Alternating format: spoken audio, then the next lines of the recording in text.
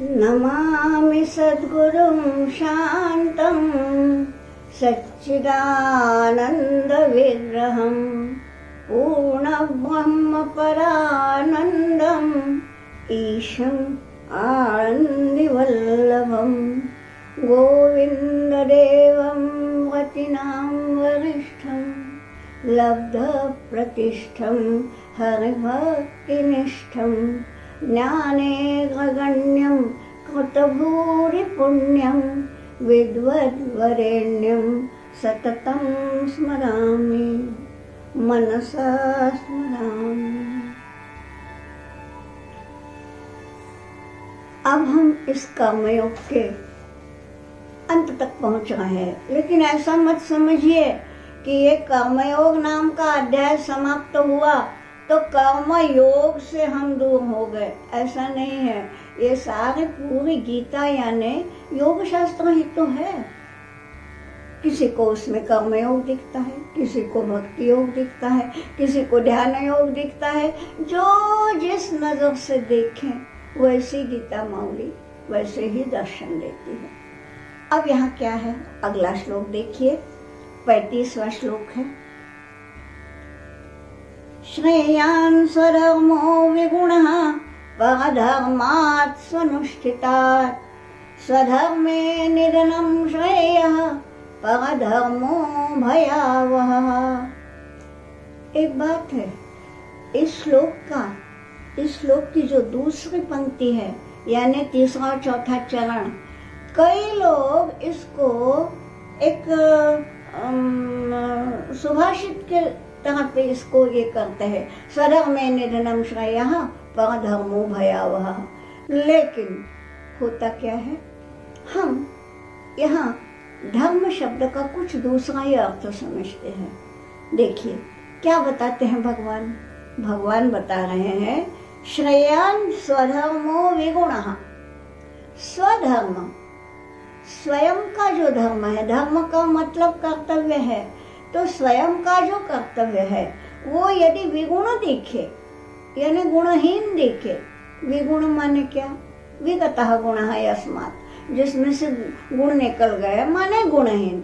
अगर स्वयं का जो धर्म है उसमें थोड़े दोष भी दिख जाए, वो विगुण भी दिख जाए, तो भी श्रेयान वही श्रेष्ठ है। किससे श्रेष्ठ है बतलाया है, परधर्मात् सुअनुष्ठितात्। सुअनुष्ठितात् परधर्मात्, आपने परधर्म का सुअनुष्ठान किया, बहुत अच्छे तरह से उसका पालन किया।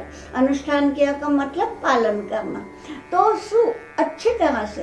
अगर दूसरे के धर्म का अच्छी तरह से पालन करने से भी अच्छा क्या है, स्वधर्म यदि गुणहीन भी लग रहा है, विगुण यानी सदोष भी लग रहा है, तो भी अपने ही धर्म का पालन करना श्रेयान होता है।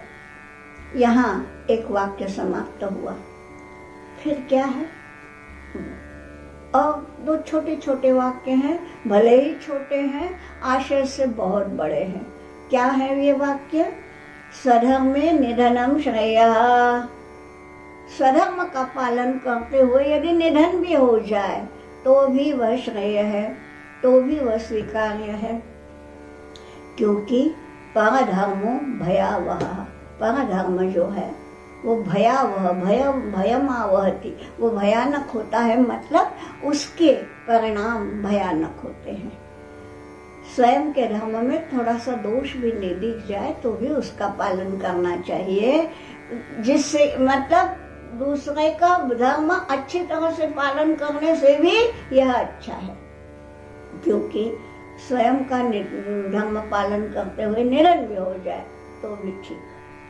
अब यहाँ देखिए, अर्थ तो स्पष्ट है, धर्म का अर्थ क्या है। आप इसका अर्थ रिलीजन बिल्कुल मत समझिए। देखिए ये गीता कब कही गई है, यह है द्वापर युग में।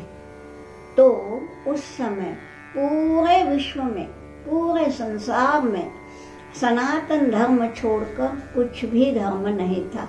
यानी आज जो धर्म हमें दिख रहा है, धर्म मैंने रिलीजन्स कह रही हूँ, तो जो आज जो रिलीजन्स दिख रहे हैं उनके प्रणेता जीसस क्राइस्ट हो या गौतम बुद्ध हो या भगवान जी न हो, महावीर जी न हो या पैगंबर हो, इन किसी का जन्म ही नहीं हुआ था। ये सारे कब पैदा हुए हैं? कलयुग में। आपको तो मालूम है कि ये जो है आज 2020 ये सन चल रहा है, तो ये 2020 क्या है कि यीशु ख्रिस्त के जन्म से वो गणना शुरू हुई। ठीक है, तो जीसस क्राइस्ट कब के हैं? अभी अभी के।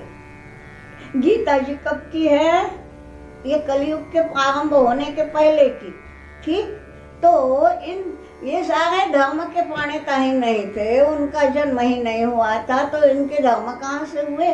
तो ये तो धर्म या पंथ थे ही नहीं। फिर यहाँ क्या बोला है? स्वधर्म परधर्म। बात यह है कि जो स्वयं का धर्म यानी स्वयं का कर्तव्य है, उसमें यदि दोष भी दिख रहा है, तो अर्जुन को कौन सा दोष दिख रहा था? अर्जुन का स्वधर्म क्या है? युद्ध करना, क्योंकि वो क्षत्रिय बच्चा है। तो क्षत्रिय के लिए तो युद्ध को पीठ दिखाना बड़ा पाप है, यानी उसका धर्म पालन क्या है? यदि धर्म युद्ध है तो करना है। हाँ, किसी पर आक्रमण मत करो। एक पड़ोसी देश है, उस पर आक्रमण मत करो, ये धर्म है। लेकिन यदि कोई पड़ोसी यदि आक्रमण करता है, पड़ोसी क्यों, कोई भी यदि आक्रमण करता है, तो उसका प्रत्युत्तर देना ही क्षत्रिय का धर्म है। अभी यहाँ अर्जुन को क्यों बता रहे हैं भगवान? इसलिए कि दुर्योधन अधर्म से चल रहा है। ये जो युद्ध होने वाला है अभी, महाभारत युद्ध, इसका आरंभ पांडवों ने किया ही नहीं है। पांडव नहीं चाहते थे अन्याय भी सहन करने, क्योंकि हाँ भाई धृतराष्ट्र भी ताऊ जी है, उन्होंने कहा है तो मानना चाहिए, यही उनकी ये थी। जबकि हस्तिनापुर पे उनका स्वयं का अधिकार था, परंतु वो उन्होंने नहीं मान। ठीक है, आप क्या दे रहे हैं? वो वीरान जगह दे रहे हैं, खांडव वन। ठीक है, वो खांडव वन जो वीरान था, जहाँ पशु पक्षी थे, जहाँ आदमी था ही नहीं, ऐसे खांडव वन को अपने पुरुषार्थ के बल पर उन्होंने इंद्रप्रस्थ बनाया। युद्ध की मानसिकता पांडवों की नहीं है, लेकिन अब ये युद्ध उन पर थोपा गया है। क्यों? क्योंकि दुर्योधन ऐसे ही यूं ही उनकी सीमा में घुस के आक्रमण कर रहा है। ऐसे को प्रत्युत्तर ना देना ये भी अधर्म है। गीता यही बता रही है। हम अधिक बोलेंगे नहीं, ये कोई राजकीय मंच है नहीं, लेकिन आप समझ सकते हैं कि धर्म क्या है और अधर्म क्या है। यहाँ बोला है परधर्मात् सुअनुष्ठितात्। अगर परधर्म का पालन सुअनुष्ठित है, यानी बहुत अच्छी तरह से किया। कौन सा परधर्म भाई? यहाँ ये अहिंसा, अहिंसा परमो धर्मः। तो अहिंसा का पालन बहुत अच्छी तरह से किया, और पड़ोसी हम पे हमले कर रहा है, आक्रमण कर रहा है, और हम शांतिपूर्वक उन्हें झेल रहे हैं, सुअनुष्ठित, तो वो अच्छा नहीं। भगवान कहते हैं स्वधर्मो विगुणः। अगर उसमें थोड़ा दोष भी दिख रहा है, दोष कौन सा है? हिंसा होती है, ठीक है, थोड़ा दोष है, लेकिन वही स्वधर्म है। इसका दूसरा भी अर्थ लिया जा सकता है कि अर्जुन, तुम अभी साधक अवस्था में हो, अभी सिद्ध अवस्था तक नहीं पहुंचे हो। साधक अवस्था में जो साधक का धर्म है वही तुम्हें करना है। साधक का धर्म है उपासना करना। सिद्ध के लिए उपासना की कोई ये नहीं है, माने उस पर क्या बोलेंगे, कंपल्शन नहीं है। सिद्ध ने की ठीक, नहीं की ठीक। हम लोगों ने पूजा है, जाप है, ये जो भी करना चाहिए। हम अभी साधक हैं, हम अभी सिद्ध नहीं हुए, सिद्ध होने के बाद तो कोई बंधन नहीं, करें उनकी मर्जी, ना करें उनकी मर्जी। पर अर्जुन, तुम साधक हो, तुमने सिद्ध धर्म बहुत अच्छे से पालन भी किया कि हाँ मैंने गांडीव छोड़ दिया, अब मैं विरक्त बनूंगा, अब मैं तपश्चर्या करूंगा, ये सब अगर तुमने सोचा है, स्वानुष्ठित भी किया है, तो भी वो सदोष ही है। और तुम्हारा जो धर्म है वो साधक धर्म है। साधक के धर्म में कर्मों का पालन करना चाहिए, तो तुम्हें कर्मानुष्ठान ही करना चाहिए, ये भी है। क्या है इसमें भयावह, परधर्मो भयावह बताया है, तो दूसरे का धर्म भयावह क्यों होता है? ये भयावहता क्या है?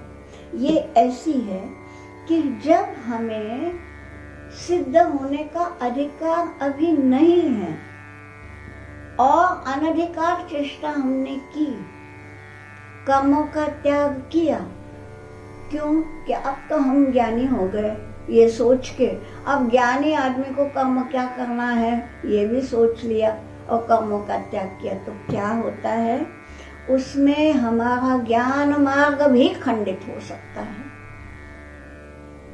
ये जिसको पूर्ण ज्ञान हुआ उसके लिए तो कर्म बचता ही नहीं, वो तो जागते सोते चलते फिरते उनके अंदर से वही चल ही रहा है, वो ठीक है। हमारे अभी वो अवस्था नहीं है, इसलिए हमने ये करना चाहिए। यही उपदेश भगवान अर्जुन को दे रहे हैं कि स्वधर्मे निधनं श्रेयः परधर्मो भयावह। फिर अर्जुन कुछ उलझ सा जाता है, तो अर्जुन का प्रश्न है। प्रश्न क्या है? अगला 36वां श्लोक। अर्जुन पूछता है, अथ केन प्रयुक्तोऽयं पापं चाति पुरुषः अनिच्छन्नपि वाष्णेय बलादिव नियोजितः। अर्जुन का प्रश्न बड़ा सटीक है, बहुत अच्छा है। वो बोलता है कि अरे भाई, आप कह रहे हो, फिर भी हर व्यक्ति, यहाँ अर्जुन स्वयं, अर्जुन बोलता है कि पुरुष, यानी उसने स्वयं के लिए नहीं बोला, पुरुष यानी कोई भी व्यक्ति, तो कोई भी व्यक्ति पाप क्यों करता है? तुमने बोला कि स्वधर्म का आचरण करना चाहिए, स्वधर्म का आचरण ना करना पाप है, ठीक है, तो ये पाप करने की भावना होती क्यों है? जैसे कि अर्जुन का ये प्रश्न है कि ठीक है भाई, मेरा स्वधर्म में युद्ध करना, पर अभी मेरे मन में तो गांडीव का त्याग करने की इच्छा हो रही है, तो ये एक तरह से पाप है। लेकिन ये पाप की इच्छा क्यों हो रही? ऐसी मानसिकता क्यों होती है? केन प्रयुक्तोऽयं पुरुषः पापं चरति, यानी केन प्रयुक्त, कौन इसके पीछे प्रेरणा कौन देता है? ये इस प्रकार की भावनाएं मन में उत्पन्न हो, इसके लिए ये क्या है? कौन इसके लिए जिम्मेदार है? केन प्रयुक्त, प्रयुक्त का मतलब नियुक्त, वो कौन मेरी नियुक्ति कर रहा है कि हाँ भाई तुम ऐसा सोचो, युद्ध मत करो? किसी ने तो भी मुझे ये किया है, इसलिए मेरे मन में ये भावना आ गई। तो वो बोलता है अनिच्छन अपि, इस शब्द का बड़ा महत्व है। अनिच्छन क्यों? देखिए, अर्जुन जो है मूलतः शूर है, वीर है, प्रतापी है, तो वो कोई ऐसा डरपोक नहीं है कि भाई युद्ध का प्रसंग देखा तो भयभीत हो गया और नहीं बाबा अब मेरा हाथ पांव फूल गया, अब मैंने छोड़ दिया। ये उसका स्वभाव नहीं है। अनिच्छन यानी इच्छा है युद्ध करने की, फिर भी अनिच्छन पापम चरति, यानी ऐसा क्यों हो रहा है? मैं पाप क्यों आचरण कर रहा हूँ? मैं तो पराक्रमी हूँ, प्रतापी हूँ, युद्ध करना तो मेरा स्वभाव है, तो भी मैं कोई युद्ध नहीं करूँ ऐसी इच्छा नहीं है, फिर भी ऐसा क्यों मन में आ रहा है? अनिच्छन अपि, अपि यानी भी, इच्छा ना होते हुए भी, यानी वैसा स्वभाव ना होते हुए भी, पुरुषः केन प्रयुक्तः पापं चरति, किसने ऐसा किसकी प्रेरणा से ये मनुष्य ऐसा पाप करता है? कैसे? बलाद इव नियोजिता, इव यानी समान, जैसे बलाद नियोजिता है इव, जैसे किसी ने बलपूर्वक कहा हो, नहीं अर्जुन अभी लड़ना नहीं। कोई कह तो नहीं रहा है, मेरा स्वभाव भी नहीं है कि युद्ध से भयभीत होके भाग जाना, फिर भी बलात् नियोजिता है वो, जैसे बलपूर्वक कोई बोलेगा कि नहीं अभी नहीं लड़ना, ऐसा मैं क्यों कर रहा हूँ? तो इसने मैं नहीं बोला, पुरुष बोला है कि कोई भी व्यक्ति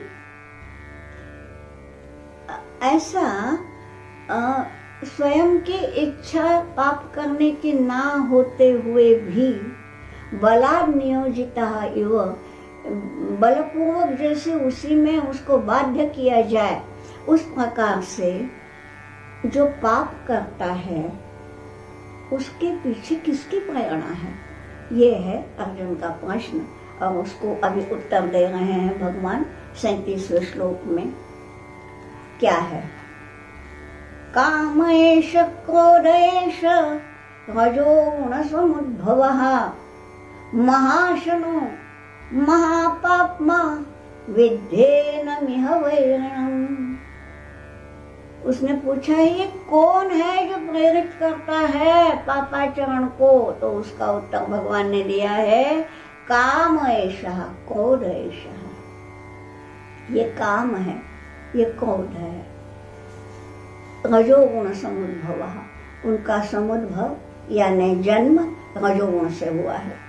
कामना का जन्म ही रजोगुण से होता है।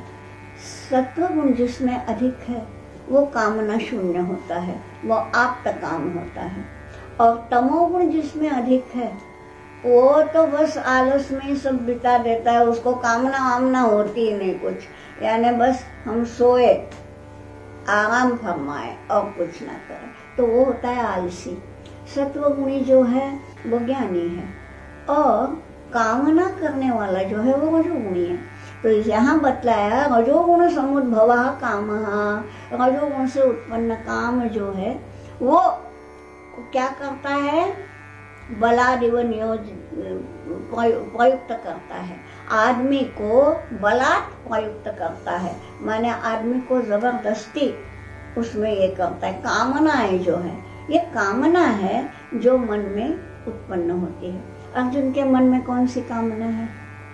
ये कि हमसे पाप ना हो, हमसे स्वजन की हत्या ना हो, हमें पुण्य प्राप्त हो, बस। इसके अधिक उसकी कामना नहीं है कि मुझे वैभव मिले, मुझे भोग मिले, उपभोग मिले, ये कामना नहीं है।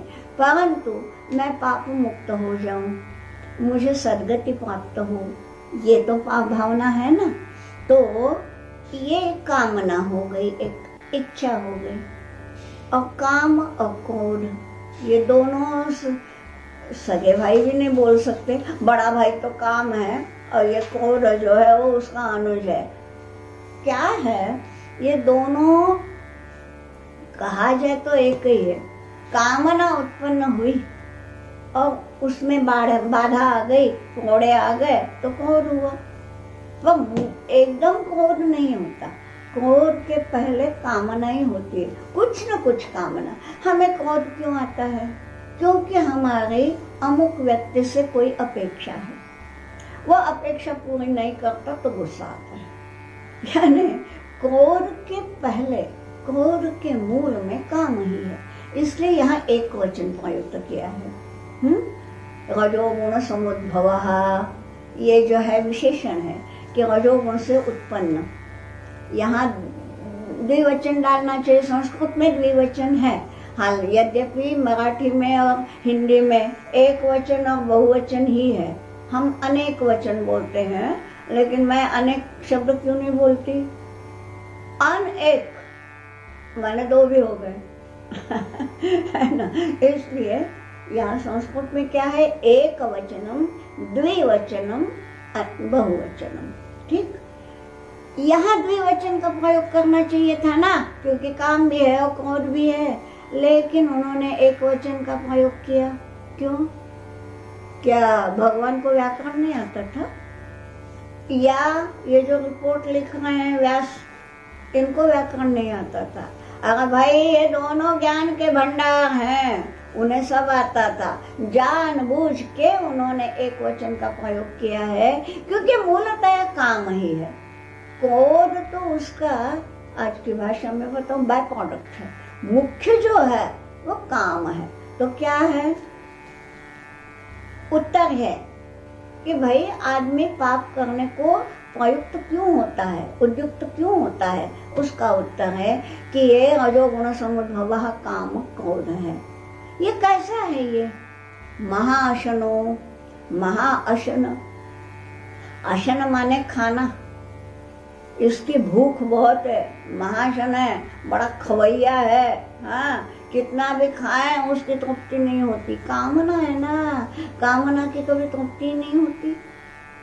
हमारे शंकराचार्य ने बड़ा अच्छा बतलाया है, तृष्णा न जीर्णा वयमेव जीर्णाः।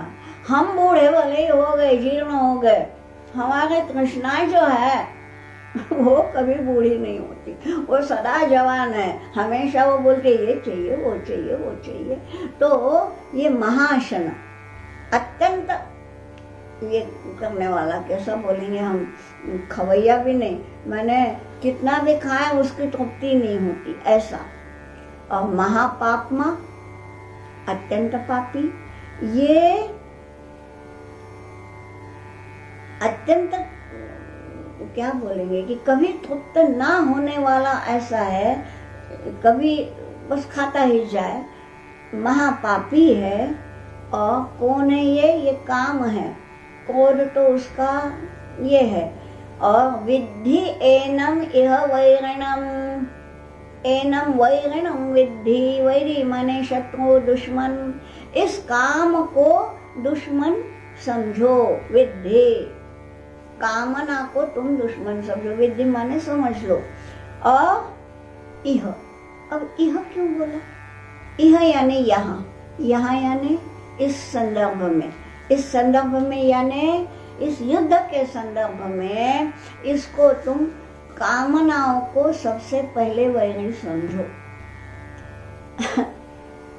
अब यहाँ अर्जुन के सामने दुर्योधन खड़ा है, और दुर्योधन माने कौन है जी? साक्षात कामना है, केवल कामना, दूसरा कुछ उसके मन में विचार नहीं है, नीति के मूल्य उसके मन में नहीं है। चाहे जिस किसी भी वैध अवैध मार्ग से मैं अपने उपभोगों का शमन करूं, मैं कामनाओं को ये करूं, प्राप्त करूं, यही उसका ये है।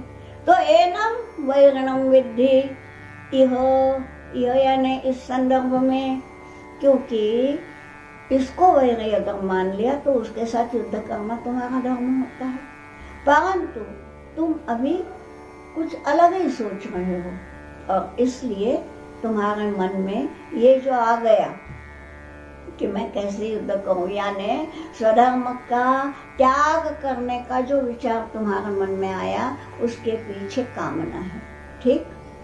और अगले इसमें बताया है कि ये कैसा होता है। देखो,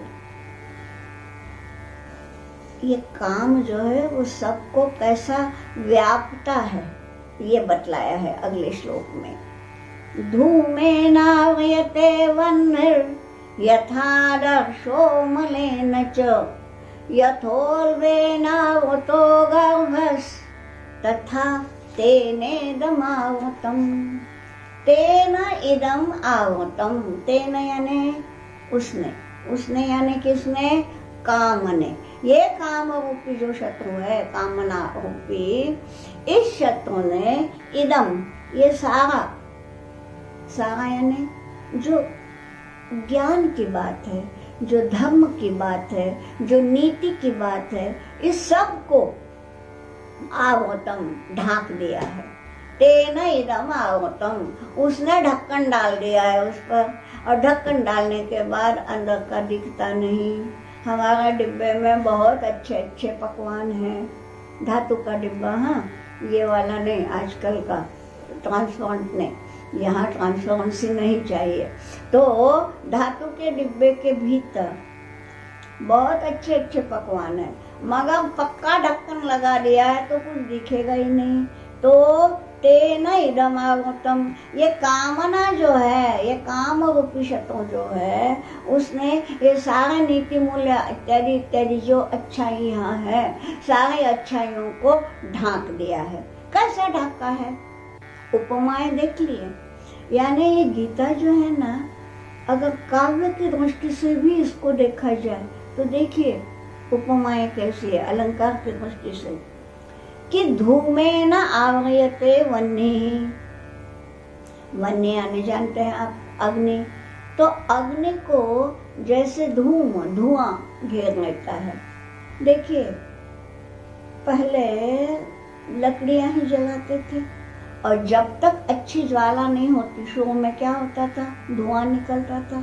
तो है लकड़ी के भीतर अग्नि है, लेकिन वो अग्नि नहीं दिखता, दिखता क्या है, धुआं।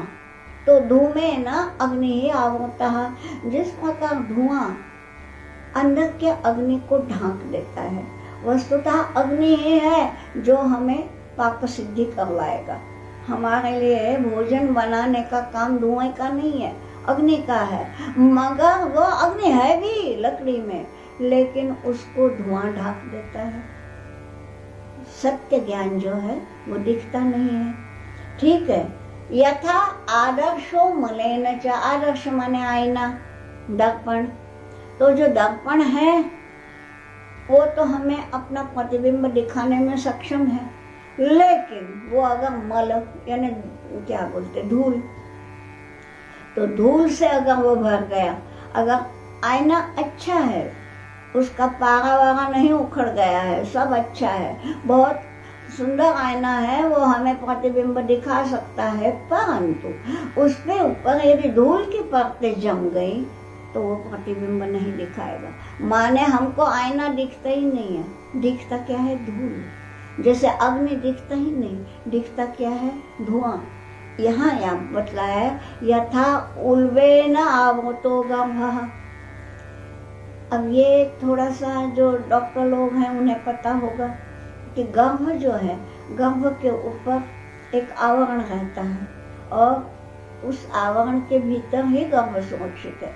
महत्वपूर्ण है गर्भ, आवरण महत्व का नहीं है, बाद में वो आवरण को नष्ट ही करना पड़ता है। ठीक है, गर्भ को ही देखना है, लेकिन गर्भ नहीं दिखता, उसका आवरण दिखता है, उस आवरण को उल्ब कहा जाता है। तो वो उससे जैसे गर्भ ढका हुआ है, हमें मतलब है काष्ठ के अग्नि से, हमें मतलब है धुएं के पीछे के आईने से, हमें मतलब है आवरण के भीतर ढके हुए गर्भ से। तो जो चाहिए वो नहीं मिलता, दिख क्या रहा है ऊपर ऊपर का, कहीं धुआं, कहीं धूल, कहीं उल्ब। तो तथा तेन इदम आवृतम, उसी प्रकार ये काम जो है वो काम सत्य को ढांक देता है। बहुत सुंदर उपमाएं हैं। यानी मूलतया अंदर ज्ञान है, लेकिन उसको स्वीकारने के लिए हम भी जिज्ञासु हैं। सामने ज्ञान है, वो प्राप्त करने की इच्छा भी हम में है, क्षमता भी है, बुद्धि भी है, लेकिन कुछ ऐसा छा जाता है कि वो ज्ञान हमें दिखता ही नहीं। तो ये कौन करता है? कामना। कामनाओं का कामना जब छा जाती है ना, हावी हो जाती है हमारे जिज्ञासा पर, तो जिज्ञासा पिछड़ जाती है। ये बात है यहाँ, इसलिए ये बतलाया है कि विद्धि एनम इह वैरणम, उस काम को तुम अपना सही सही वैरी, सही सही दुश्मन समझ लो। और इसी बात को अगले श्लोक में और समझा देते हैं, इसी का आगे विस्तार है। आवृतं ज्ञानमेतेन ज्ञानिनो नित्यवैरिणा कामरूपेण कौन्तेय दुष्पूरेणानलेन च। हे कौन्तेय, बार बार कुंती की याद देते हैं। अब कौन्तेय बोलना, कुंती के केवल अर्जुन नहीं है, कुंती के 3 पुत्र हैं, धर्म भी है, भीम भी है, अर्जुन भी है। इसको क्यों बार बार कौन्तेय कह रहे हैं? भगवान ना कुछ भी यूं ही नहीं करते, निरर्थक कुछ नहीं करते। अभी कौन्तेय क्यों बोला है? भूलो मत तुम कुंती के बेटे हो। अब कुंती ने ही कहा है युद्ध के लिए निकलने के पहले, कुंती के शब्द हैं कि यदर्थम क्षत्रिया सूते तस्य कालोऽयमागतः। एक क्षत्रिय पत्नी जिसके लिए जिस इच्छा से पुत्र को जन्म देती है उसका काल आ गया है। यानी क्षत्रिय पत्नी जब पुत्र का जन्म देती है तो इसी भावना से कि मेरा पुत्र क्षत्रिय पुत्र है तो वो धर्म युद्ध करे ही करे, ये भूलो मत। इसलिए कौन्तेय बोला है, हे कौन्तेय, एतेन काम रूपेण दुष्पूरेण अनलेन। क्या बतलाया है? काम रूपी ये जो अग्नि है, जो बैरी है, जो दुश्मन है, एतेन काम रूपेण ज्ञानम आवृतम। आवृतम ज्ञानम एतेन, और काम रूपेण दूसरे लाइन में है। तो एतेन काम रूपेण ज्ञानम आवृतम, ये जो काम है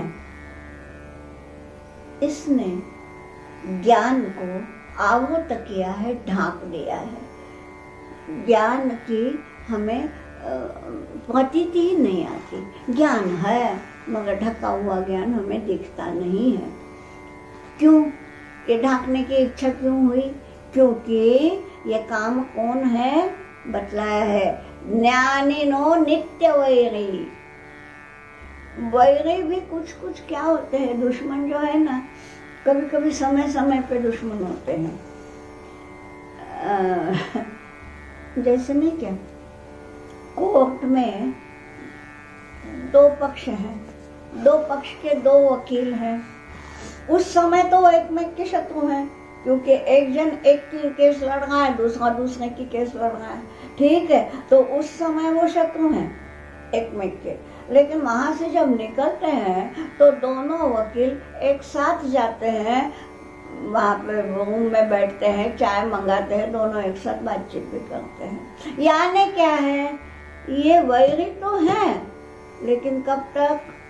कुछ काल तक, नित्य वैरी नहीं। राजनीति में भी ऐसे दिखता है कि 2 विरोधी पक्ष के नेता हैं, वो राजनीति के संदर्भ में तो एक में के वैरी हैं, लेकिन यूं एक में का आदर करते हैं। जैसे मैं बता रही हूँ, नाम तो लेना नहीं चाहिए इसमें, लेकिन अटल जी जो थे तो वो एक पक्ष के, तो उनके विरोधी पक्ष वालों के वो देखा जाए तो वैरी थे, लेकिन अटल जी पर किसी ने भी भ्रष्टाचार का आरोप लगा ही नहीं पाए। जो कोई पीठ पीछे उनकी तारीफ ही तारीफ करता था। आज भी वही है जो है, कोई यूं बोले कि ऐसे है क्योंकि वैरी है, लेकिन नित्य वैरी नहीं हो सकते। ये काम कैसा है? नित्य वैरी। किसका? ज्ञानिनो नित्य वैरिण। जो ज्ञानी है, जो ज्ञानी है, उनका ये काम जो है वो नित्य वैरी है। यानी ज्ञान के साथ इसकी कभी पट ही नहीं सकती। जहाँ ज्ञान है वहाँ काम नहीं, जहाँ काम है वहाँ ज्ञान नहीं। तो इसलिए एते न ज्ञानी नो नित्य वैरिण, ज्ञान को नहीं, ज्ञानी बोला है, ज्ञानी नो नित्य वैरी। ये किसका वैरी है? ज्ञानी लोगों का। क्यों? कि ज्ञानी लोग ज्ञान पा जाएंगे तो काम भूल जाएंगे ना भाई। इसलिए हो क्या रहा है कि ज्ञानी नो नित्य वैरी, ज्ञानी लोगों का वैरी होने के कारण, दुश्मन होने के कारण वो ज्ञान को आवृत कर देता है, ज्ञान को ढाक देता है। और ये काम होता कैसा है? दुष्पूरेण अनलेन च। उसको अनल की उपमा दी है। अनल उपमा नहीं है, रूपक अलंकार है। यानी ये अनल है। अनल माने अग्नि। ये काम जो है ना, ये धधकती ज्वाला है। ये भोजन बनाने वाला सौम्य अग्नि नहीं। ये हम भगवान को जो दीपक जलाते हैं, निराजनी करते हैं, वो सात्विक अग्नि नहीं, ये धधकती ज्वाला है काम माने। तो ये अनल कैसा है? दुष्पूर है। दुष्पूर है यानी इसकी कभी पूर्ति होती ही नहीं। इस कामना रूपी अग्नि में कितना भी डाल दो, वो साहा सब कर लेता है, सभी को पचा लेता है और फिर भी भड़कता ही रहता है। देखिए, हम अग्नि तो हमारा देवता है, यज्ञ करते हैं हम, तब की अग्नि ये नहीं है। ये अनल कैसा है? घर को जलाने वाला, विध्वंस करने वाला, ये नाशक, बाधक, विध्वंसक अग्नि है। और ये कभी दुष्पूरेण अनलेन च। यहाँ मुझे याद आती है इसके ययाति की कथा है। आपको मालूम होगी कथा कि ययाति के खुद वृद्ध हो गए, लड़के सारे जवान हो गए, तो भी इसकी कामवासना नहीं समाप्त हुई। तो वो बोलता है अपने 5 बेटों में से कि कोई मुझे अपनी जवानी यदि देगा तो मैं कुछ दिन तक भोग करूं। कौन अपनी जवानी देगा? केवल एक तैयार हो गया, सबसे छोटा बेटा कुरुप, और उसने बोला ठीक है, और वो वृद्ध हो गया, पिता जवान हो गया और उसने काम पूर्ति कर ली। मगर उसके बाद क्या होता है? सब ये होने के बाद वो देख लेता है कि अरे मैं इतने सालों से वासना में, कामना में डूबा हुआ हूँ, फिर भी तृप्ति नहीं। फिर वो जो बोलता है वो है यहाँ दुष्पूरेण अनलेन च। तब ये बोला है न जातु कामः कामानाम उपभोगेन शाम्यति। उपभोगेन, कितना भी उपभोग करूं तो कामः न शाम्यति, तो मेरा कामना शमन नहीं होता, शांत नहीं होती। आज उपभोग करने, फिर भी कल है ही इच्छा। तो ये जो है, तब जो बोला है हविषा कृष्णवर्त में वो भूयेवाभिवर्धते, भूया है वो पुनः पुनः, उसमें यही आगते भूया, बार बार क्या होता है? अभिवर्धते, बढ़ता ही जाता है। हविषा कृष्णवर्त में वो हविर द्रव्य माने तेल डालना। आग भड़की है, ज्वालाएं धड़क रही हैं और उसमें और तेल डालो तो क्या होगा? हमको क्या लगता है? हाँ भाई, उपभोग करके शांत होगा, नहीं, वो और बढ़ेगा। तो क्या है, कितना भी डालो ये कामना कभी शमती नहीं। इसलिए उसको बोला है दुष्पूरेण अनलेन। तो ये काम रूपी जो शत्रु है, अर्जुन के प्रश्न का ये उत्तर है। अर्जुन ने पूछा है कि आदमी पापाचरण करता क्यों है आखिर? अनिच्छनपि, नहीं है इच्छा पाप करने की, तो भी उसके प्रति उसकी प्रवृत्ति क्यों हो जाती है? तो उसको बोला है कि ये काम जो है वो ज्ञान को ढांक देता है, और काम ऐसा है कि उपभोग से शमन तो होता ही नहीं है उसका। उपभोग करते जाओ वो और भवकता है और धड़कता है। तो इसलिए ये ऐसा होता है। इतना बोल के अब आगे जो उसने कहा है, फिर तो कर्मयोग की समाप्ति ही है। तो जो आगे है वो कल देखेंगे। आज यहाँ विराम।